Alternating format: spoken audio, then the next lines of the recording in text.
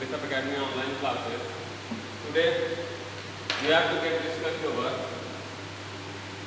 the fourth chapter of geography, that is agriculture. Dear students, as you all know that all of us are belonging to the area which is rich in the field of agriculture. This Maharashtra district also comes to be known as Mini Punjab due to intensive agriculture in this area. Here are some important points from this chapter to which you have to remember while understanding the chapter properly.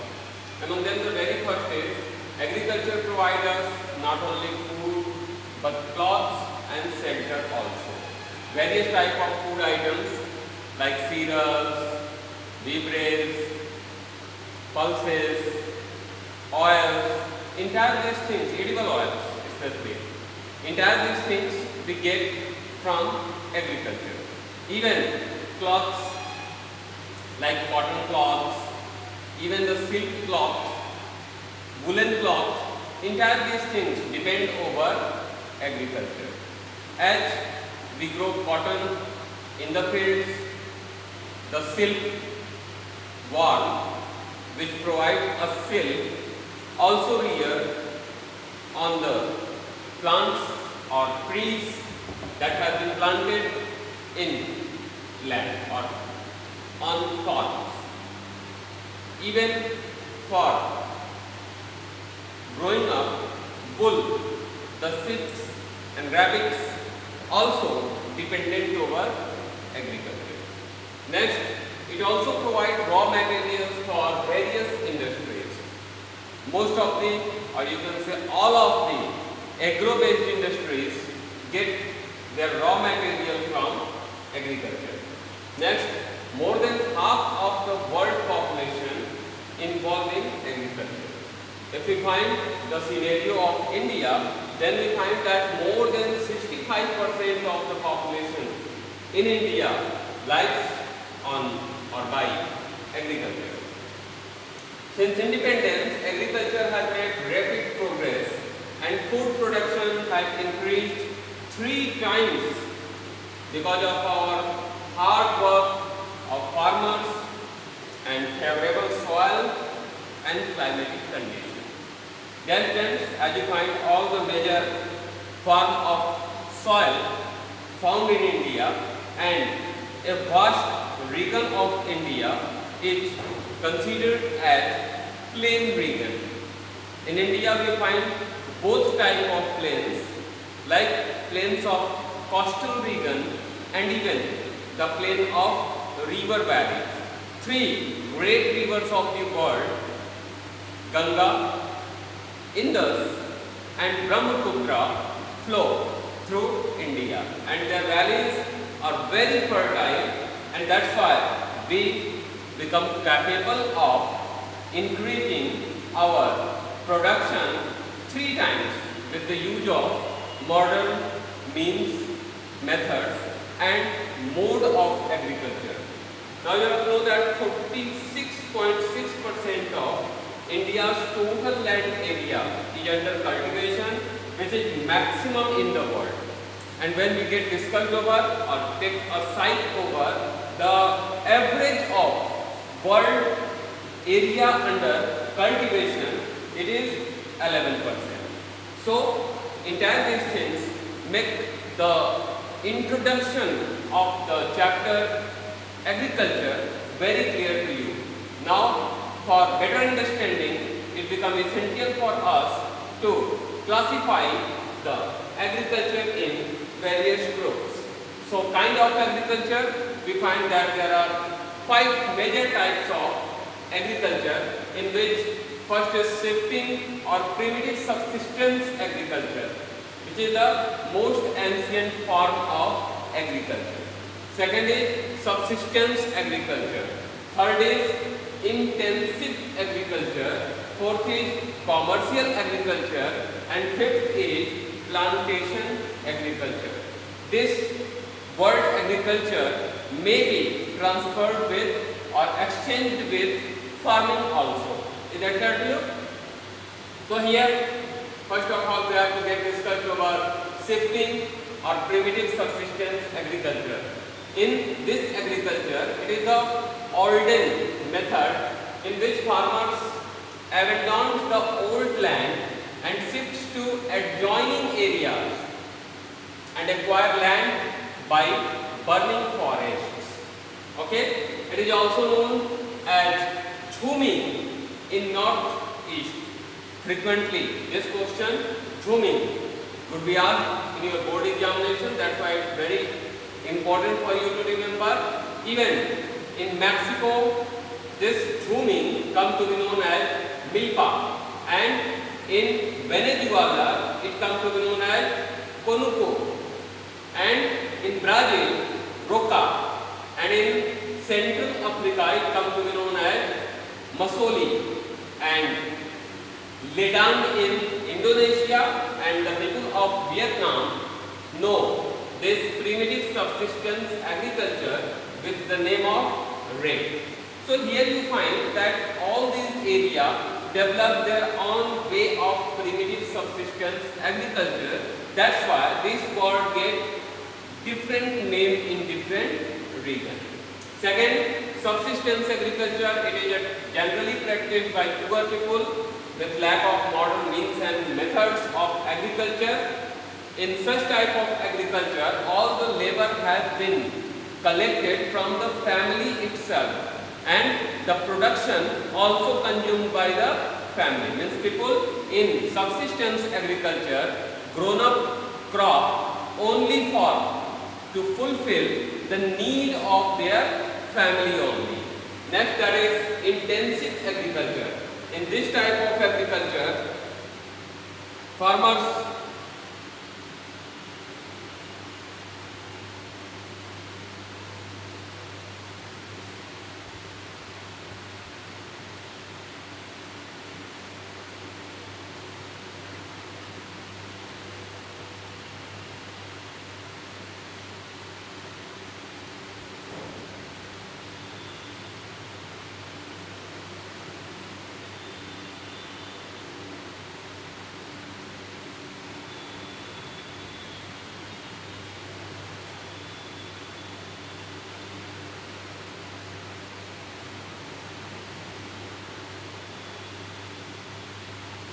So here you find in intensive agriculture, this type of agriculture is practiced with modern use of, or you can say moderate use of, modern means and methods of agriculture for getting maximum yield. So here the farmer use modern machinery, fertilizers, even the high yielding varieties crop, assured irrigation, even mixed cropping, multiple cropping, all those methods which could be possible for increasing the yield get utilized by the farmer. And here farmer grown up their crop and sell it into the market to meet their various type of needs. Okay, so they do not grow up the crop for only their own consumption. They sell it into the market, and in exchange of the things, they get a lot of useful articles from the market. Next, commercial agriculture. Such type of agriculture is practiced on the huge farms where single variety of crop grown up in a vast area. Okay, such type of large farms are used for commercial agriculture. In most of the cases, we find that cash crops grown under commercial agriculture. So here, all possible means and methods of increasing production get utilized by the farmer. Okay, to get maximum, or you can say optimum yield from agriculture. Next, that is plantation agriculture. In this agriculture, a single variety of crop or plant grown up on a large land area like tea, rubber, fruits, coffee, cotton, etc. Sometimes it also needs processing units in farm. So it is the industrial way of growing fruits and packaging it, or even tea, beverage, various type of beverage like tea or coffee. Okay, entire these things get grown up with under plantation agriculture. This agriculture also comes to be known as horticulture. Is that clear to you? Plantation agriculture is also comes to be known as horticulture. Okay.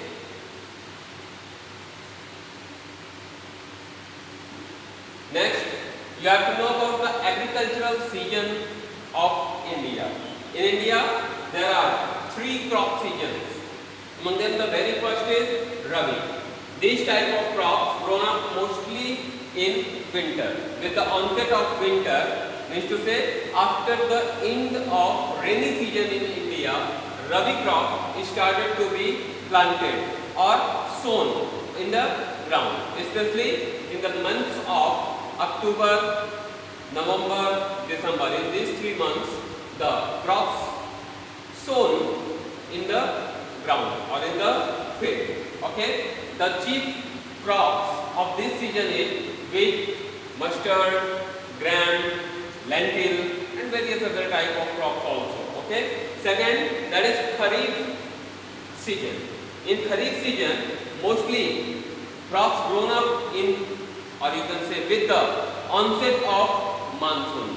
One thing I just forget to told you, Rabi crop harvested with the onset of summer season, that is in April, May and June. Is that clear to you? And after that, with the onset of monsoon, that is the present season, present time, that is month of July, August. In this season, in this time, Kharif crop grown up in India. This Kharif crop consists of paddy, millets and peanuts, etc. Even sesame could also be grown up in this season. Okay. Then the third season is the Jaid season. The crop of Jaid could be grown within the interval of this Rabi and Kharif season. Okay. Only a little area of our country is covered under this Jaid cropping. Okay. So mostly grown up in summer season, that is after April and before July. The crops of Jaid sown to the ground in February, March or April and harvested in July, June or August. Is that clear to you? Mostly fruits or you can say vegetables included in it, like cucumber, muskmelon, watermelon, bitter gourd, pumpkin, bottle gourd, okay, such type of, and even what you call moong and other type of pulses could also be grown in this season. Okay, thank you students for watching this video, and you will read your book so that you could understand entire this text very clearly. Watch the video again and again and read your book to understand it properly. Thank you.